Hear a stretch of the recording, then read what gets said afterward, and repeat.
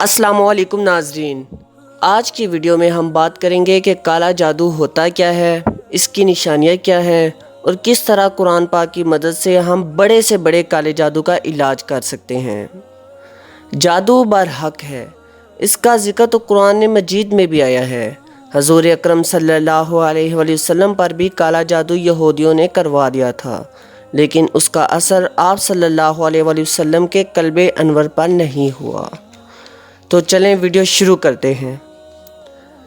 जिस शख्स पर जादू होता है उस पर कुछ ज़ाहरी अलामात आ जाती हैं जिससे अंदाज़ा लगा सकते हैं कि मसला क्या है। जादू की कई किस्में होती हैं, मसलन कारोबार में जादू, सेहत में ख़राबी पैदा करने के लिए जादू, रिश्तों में बंदिश का जादू वगैरह वगैरह। हर किस्म के जादू की अलामात भी मुख्तलिफ होती हैं।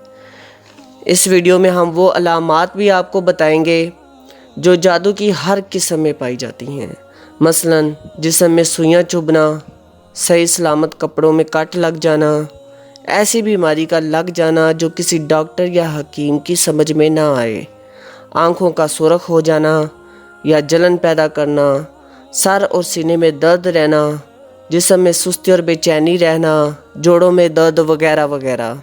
अंबिया कराम अलैहिस्सलाम में से अल्लाह ताला ने ये मौजज़ा हज़रत मूसा अलैहिस्सलाम को अता किया था कि वो हर काले जादू का तोड़ कर सकते थे। अब हम बात करेंगे कि दुनिया के हर बड़े से बड़े काले जादू का कुरान पाक की मदद से आप किस तरह इलाज कर सकते हैं।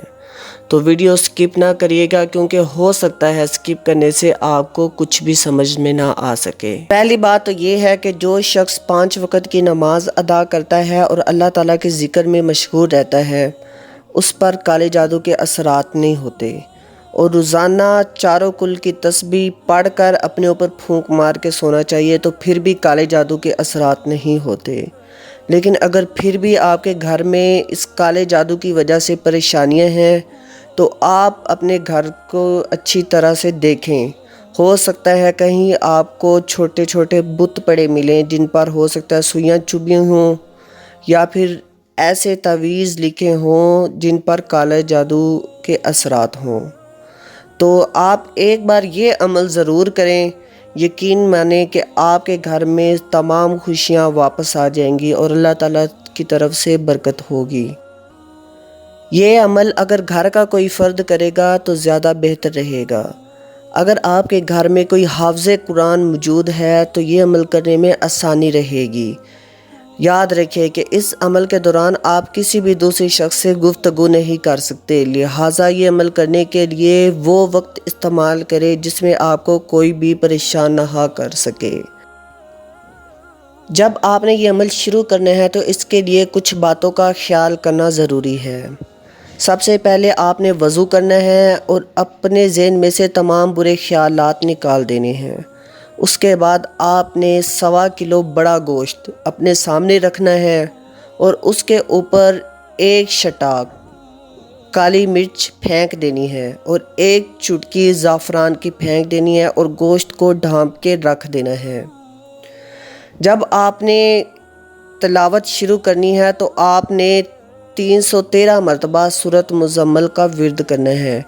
याद रखिए, इसकी मुशाबत इस तरह की जाती है कि जंगे बदर में अल्लाह ताला ने 313 मुसलमानों की मदद से ही कफ़ार को शिकस्त दी थी, और आप 313 बार सूरत मुज़म्मिल पढ़ने से ही काले जादू का मुकम्मल तौर पर तोड़ कर सकते हैं।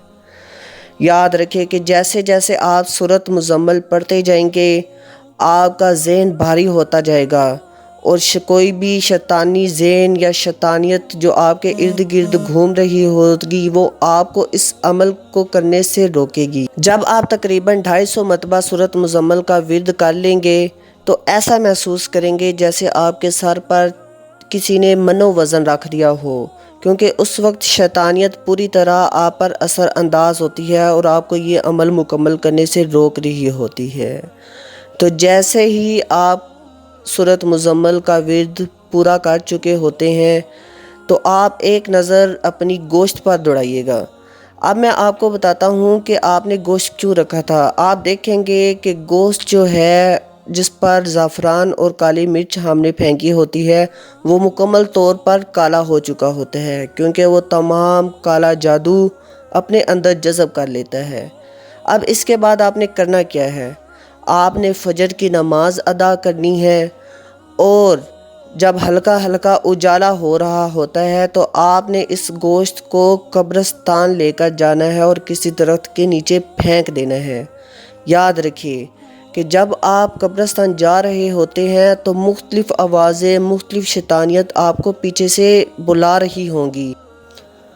اس وقت جو آپ کا نام پکار رہی ہوں گی وہ کوئی اور نہیں بلکہ شیطانی طاقتیں ہوتی ہیں۔ یاد رکھیے کہ آپ نے پیچھے مڑ کر نہیں دیکھنا، کیونکہ اگر آپ نے ایسا کر لیا تو آپ کا تمام عمل ضائع جائے گا۔ آپ کے دل میں ایک ڈر سا پیدا ہوگا، لیکن آپ نے چلتے رہنا ہے، چلتے رہنا ہے۔